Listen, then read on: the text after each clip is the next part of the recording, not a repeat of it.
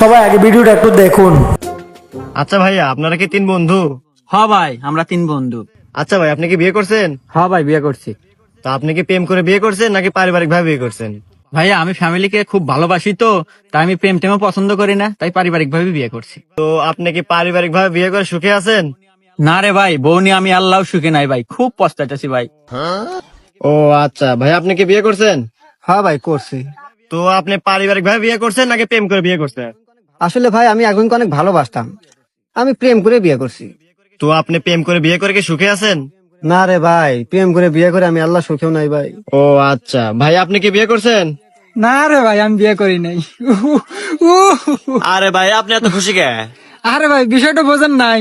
ও পারিবারিক ভাবে বিয়ে করে খুশি নাই, এ প্রেম করে বিয়ে করে খুশি নাই।